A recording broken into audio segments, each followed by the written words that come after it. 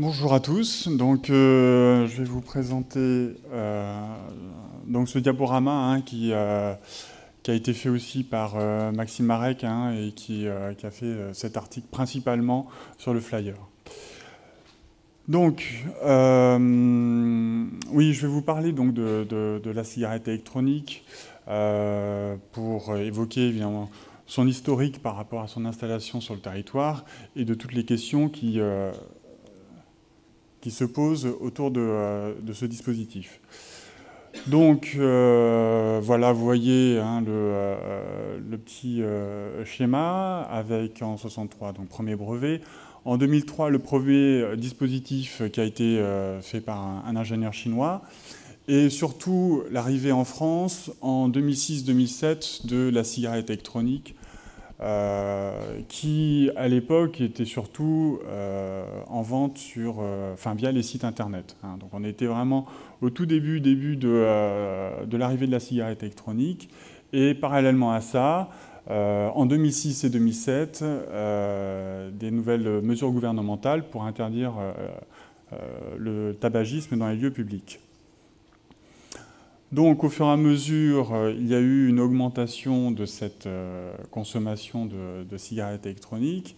Et pour arriver en 2011 à, on va dire, un premier point de l'Agence du médicament pour essayer un peu de donner leur point de vue.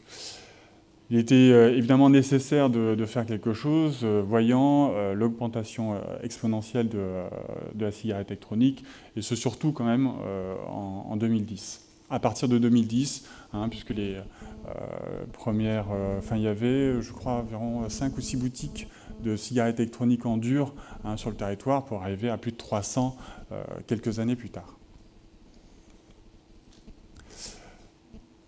Donc, cette fois-ci, on arrive en mai 2013 avec une demande du gouvernement d'avoir une expertise médicale et une revue de la littérature au niveau scientifique de l'état des connaissances sur la cigarette électronique. Donc c'est le professeur Donzenberg avec d'autres médecins de tous bords, d'ailleurs, ce ne sont pas que des tabacologues, qui ont pu donner quelques informations. Je fais un petit aparté par rapport à ça et ce qui a été dit par rapport à l'OMS, c'est que moi j'ai évidemment basé beaucoup de mes communications et de mes interventions auprès de mes patients à partir de ce rapport-là. Et quand je vois le rapport de l'OMS, c'est quasiment tout l'inverse. Donc c'est vraiment un non-sens complet, en tout cas sur ma compréhension, surtout quand je vois sur les premières pages de ce rapport pour évoquer la nicotine comme un produit toxique, cancérigène, qui amène des neurodégénérescences. Vraiment quelque chose qui fait que quand on part sur cette base-là, on finit par se demander sur toutes les lignes qui vont suivre, sur ce qui peut motiver un tel tollé contre la cigarette électronique. Voilà, c'était une petite parenthèse, mais il y a une telle différence avec ce qui a été notifié par ces 20 experts l'an dernier que c'est vraiment à rien y comprendre. Enfin, au niveau médical. Après, on peut comprendre d'autres choses à d'autres niveaux, mais ça, à chacun d'y réfléchir. Alors, voilà, pour parler de cette augmentation de l'utilisation de la cigarette électronique, alors il y a une coquille sur ce schéma, parce que début 2013, on est à 500 000 d'utilisateurs réguliers, mais on est plutôt à 1 million, c'est pas 3 millions sur fin 2013, et on arrive tranquillement sur les 2 millions, là, courant 2014. Voilà, ça, c'est une petite parenthèse. Alors, les grandes questions que tout le monde se pose, évidemment, c'est sur l'efficacité, la dangerosité, le statut de la cigarette électronique. Et je trouve que c'est un statut qui est extrêmement intéressant. Et de par ce statut, ça mène de multiples questions. Et la place dans le sevrage tabagique. Alors, l'efficacité, donc on a revu sur ces différents articles qui ont été faits sur des revues connues, Chest, PLOS sur l'efficacité de la cigarette électronique. Hein. Donc là, je vais détailler. Donc là, ce sont juste des questionnaires hein, qui ont été posés à des personnes dans la rue. Et il était question surtout de savoir quelles étaient vraiment les motivations des personnes à utiliser la cigarette électronique. Donc vous voyez que c'est surtout par rapport à la réduction et aussi pour la facilité d'usage, ou en tout cas la liberté d'usage, si j'ose dire, dans des lieux où c'est interdit de fumer. Alors, on pourrait même plutôt dire fumer moins, mais vapoter là où c'est interdit, hein, si on est un peu plus précis. Alors, vous avez aussi une autre étude italienne hein, qui date de... le début de l'étude a été fait en 2010 avec la publication pendant l'été 2013. Alors, là aussi, quelques petites précisions hein, sur cette étude. C'est qu'en 2010, les cigarettes utilisées sont des cigarettes qui sont maintenant complètement obsolètes. Hein, c'est-à-dire que ce sont encore des cigarettes des cigarettes électroniques qui ressemblent à des cigarettes. Hein, ce sont les premières qu'on a vues justement en 2006-2007, où il était, au début, c'était surtout faire le parallèle le plus proche possible entre les deux formes. Hein, mais quand vous voyez maintenant les cigarettes électroniques vendues en 2014, rares sont celles qui ressemblent aux cigarettes classiques. Hein, c'est plutôt des gros barreaux de chaises électroniques, mais c'est plus tellement des cigarettes. Et donc, il y a aussi toute cette question-là, c'est que beaucoup d'études sont aussi faites pendant ces années, on va dire, 2010-2012, et les cigarettes électroniques ont énormément évolué. Ce qui fait que les résultats qu'on peut trouver sont aussi à refaire par rapport à des cigarettes plus actuelles, sauf que quand elles vont être publiées, ce sera encore 3 ans plus tard, et il y aura encore une évolution de la cigarette électronique. Hein, et en général, c'est quand même plutôt vers une amélioration. Donc ça laisse quand même quelque chose qui est compliqué. Hein. C'est comme si on commençait à faire des études sur les ordinateurs d'il y a 5 ans et qu'on donne des résultats alors que les ordinateurs ont évolué. Hein. Donc on est toujours... C'est le problème par rapport à des objets qui sont extrêmement technologiques et qui évoluent énormément. Donc... l'étude éclate hein, qui s'est faite sur des fumeurs qui n'avaient pas l'intention d'arrêter de fumer. Hein. C'est là où c'est assez intéressant, bon, qui acceptent malgré tout de faire cette étude, j'imagine plutôt par curiosité, avec 3 groupes, hein, dont un groupe avec des cigarettes avec un dosage constant de nicotine, un autre avec un dosage décroissant et un autre sans nicotine. Et au final, ils ne retrouvent pas d'efficacité supérieure sur la diminution de la consommation de tabac par rapport au placebo. Mais note quand même qu'en mesurant le taux de monoxyde de carbone exhalé, il y aura quand même une diminution, hein, et dans les 3 groupes. Ce qui est assez étonnant, parce qu'habituellement, quand vous sevrez quelqu'un du tabac sans apport nicotinique, il y a ce phénomène d'autotitration qui fait que le taux de CO souvent reste constant. Mais bon, voilà, c'est en tout cas le constat qu'ils font. Et en constatant aussi qu'il y a, malgré cette absence d'intention d'arrêt, un certain pourcentage d'arrêt qui se situe aux alentours de 8% à 1 an et 10% à 3 mois. Ensuite, vous avez l'étude de Lancet qui se porte sur 657 participants, avec, cette fois-ci, les substituts nicotiniques hein, à 21 mg sur 24 heures, avec des dosages de nicotine au niveau des cigarettes électroniques à 16 mg, hein, qui est le seuil qui a été, en tout cas, imposé en France. Hein. Je crois qu'il est différent selon certains pays. En France, il est à 16, et au-delà de 16, c'est considéré comme un médicament. Ce qui n'est donc pas le cas. Voilà, donc au final, ils annoncent une efficacité similaire entre cigarette électronique patch et placebo. Alors placebo, c'est cigarette électronique sans nicotine. D'ailleurs, ça ne peut pas être... je ne sais pas si certains d'entre vous ont essayé des cigarettes électroniques. Des cigarettes électroniques avec nicotine et des cigarettes électroniques sans. Enfin, vous avez vraiment une très grosse différence en termes de sensation. Hein. Donc, pas de différence entre les trois groupes et malgré tout, quand même, une diminution de cigarettes fumées quotidiennement avec les patchs et les cigarettes électroniques. Donc, l'intérêt de la cigarette électronique, là aussi, je mets un petit bémol peut-être sur le fait que ce soit un impact important sur la santé publique. En tout cas, il y a une forte acceptabilité de la cigarette électronique. Hein. Il n'y a qu'à voir les chiffres de vente et le nombre de fumeurs qui ne fait que croître. Donc, c'est évidemment un objet qui nécessite d'y être attentif vu l'impact que ça peut avoir dans le grand public et l'attrait que ça peut représenter.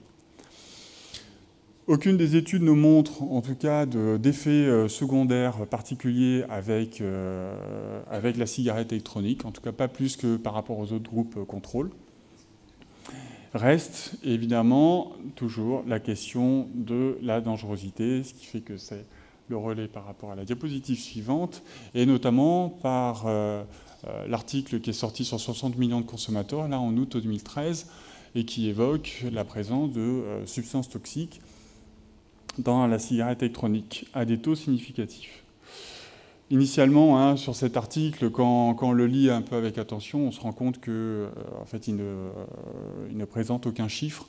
Hein, et le docteur Loezek avait fait sur son blog vraiment un courrier à 60 millions de consommateurs qui les a amenés d'ailleurs à devoir revoir certains points de leur article et de le préciser, et en étant ensuite finalement moins catégorique.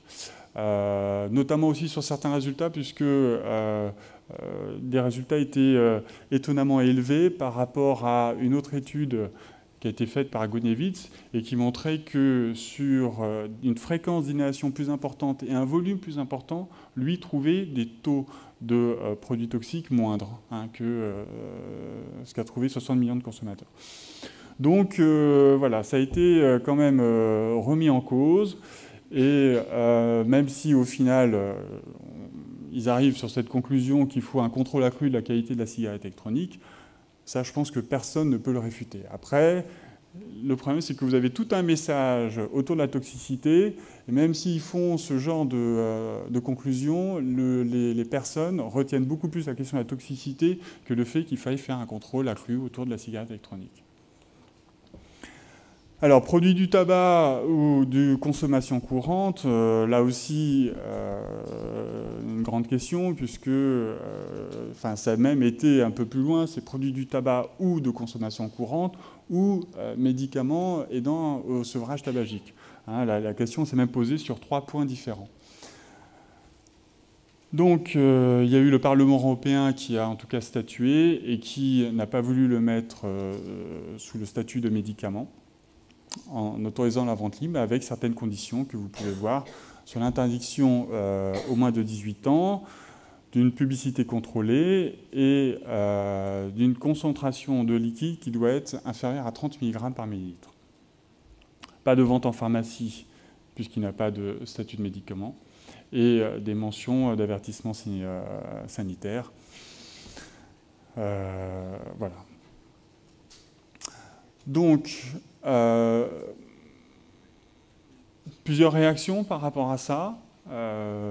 L'OFT qui se réjouit de cette décision, puisque l'intérêt finalement de laisser la cigarette électronique comme un dispositif, on va dire technologique, d'un produit de consommation courante, permet justement l'amélioration de cette cigarette électronique, qui est quand même un objet qui est quand même tout récent. Et comme tout ce qui est électronique dans ce monde-là actuellement, ça évolue très très vite. Je crois que au fur et à mesure, les utilisateurs et dans les forums, ils se rendent bien compte que ce sont des objets qui évoluent, et la faire passer sous le statut de médicament amènerait à un blocage rapide, puisque avant d'avoir une validation, une AMM, chose comme ça, il faut des années pour pouvoir l'obtenir, avec des coûts faramineux que certainement les entreprises qui font ça ne pourraient pas se permettre. Voilà, alors après vous avez aussi d'autres réactions hein, qui sont aussi faites, avec sur voilà, celle du professeur Martinet qui dit même que les vapoteurs continuent à fumer en même temps la cigarette classique et à s'exposer aux produits de la combustion cancérigène. Alors, il est vrai que dans une majorité des cas encore, hein, on constate que les utilisateurs de cigarettes électroniques sont des utilisateurs continuent à fumer, hein, mais de façon moindre, mais qu'il y a encore cette intoxication. Il faudra voir certainement à terme si vraiment ça peut avoir un impact par rapport à ça, mais en tout cas, ça a au moins le mérite d'amener un processus de changement, et puis même sur des vieilles cigarettes datant de 2010, avec un taux de CO qui est quand même diminué. Donc on peut quand même laisser penser qu'il y a quand même un intérêt. Et puis, alors après, évidemment, les pharmaciens qui se manifestent, mais ce qui peut être assez logique par rapport à leur position. Voilà, pour parler encore de cette situation, de cette place un peu bancale de la cigarette électronique face au tabac, avec un jugement qui avait été prononcé par rapport à la vente de cigarettes électroniques, qui était considéré comme une concurrence déloyale et illicite face au tabac. Donc voilà. Bon, après, je pense que ça reste encore un cas ponctuel, et c'est surtout le tribunal de commerce. Bref. Donc, l'autre question, c'est quelle sera aussi la place des firmes cigarettières, hein, qui ne vont pas non plus rester les bras croisés face à ce déploiement de la cigarette électronique. Et donc, essayent de contre-attaquer avec leur propre cigarette sans danger, on va appeler ça comme ça, et qui pour l'instant reste quand même plutôt discret. Hein. Alors, la place dans le sevrage tabagique. Donc là, il y a eu aussi une étude qui avait été faite hein, sur 2 années, hein, entre 2011 et 2012. Enfin, c'est 2011 et 2012. Hein, donc c'est pas sur un an, hein, c'est sur des moments précis, avec le constat qu'il y avait une augmentation de plus en plus fréquente hein, de l'utilisation de la cigarette électronique chez les jeunes, avec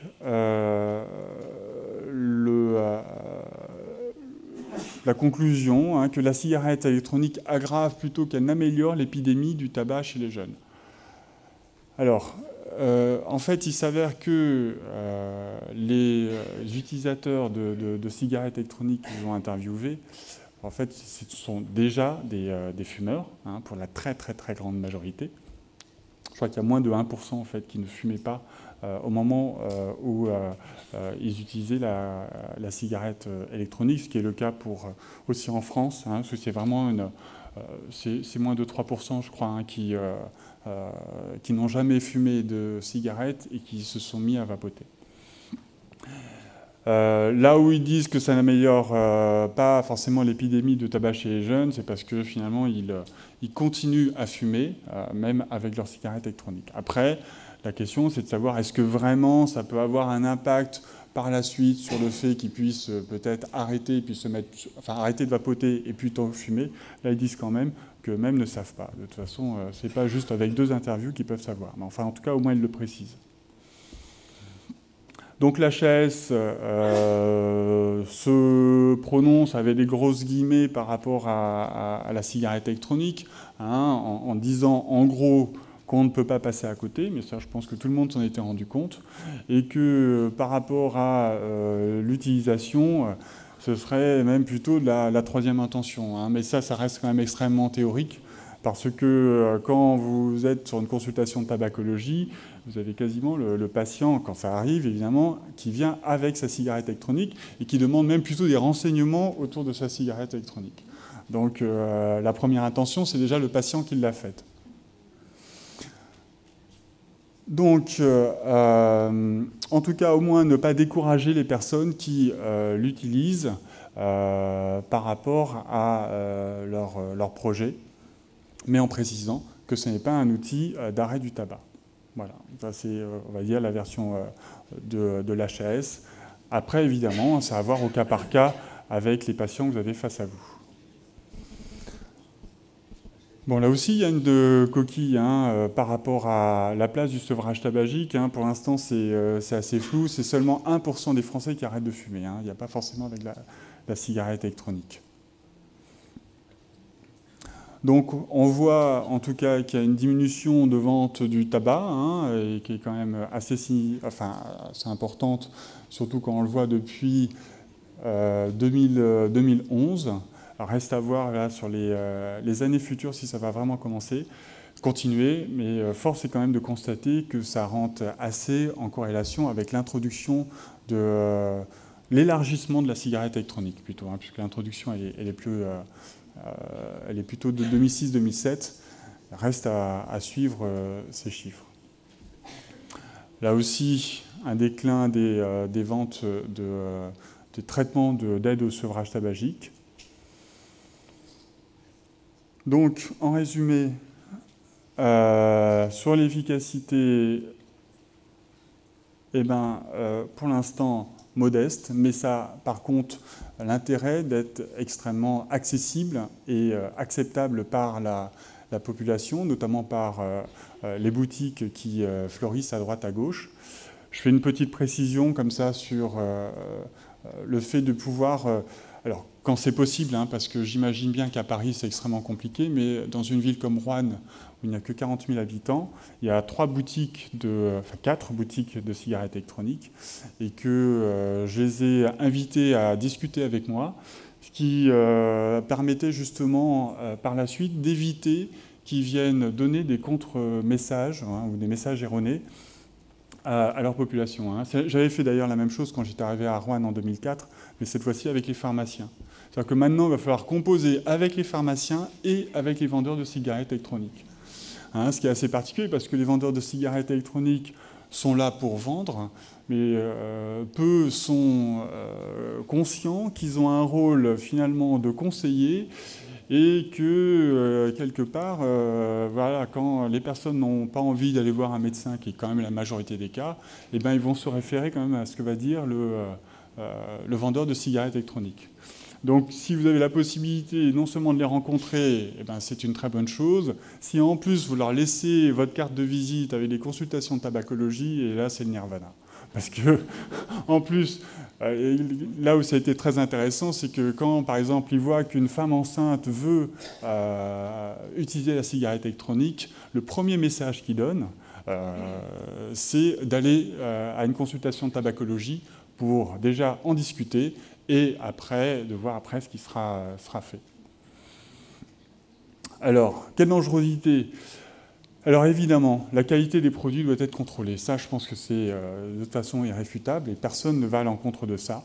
C'est de savoir exactement de quoi il en retourne. Ce qui reste là aussi extrêmement compliqué, puisque vous avez un nombre faramineux de types de cigarettes électroniques, avec des variantes pas possibles. Enfin, ça devient des objets où on peut contrôler le voltage, qui amène du coup une bouffée plus importante, avec une concentration du coup qui est plus importante, qui fait que les études sur les cigarettes électroniques, au-delà du fait que les cigarettes électroniques évoluent énormément, là où c'est compliqué, c'est qu'il y a une multitude de types de cigarettes électroniques différentes.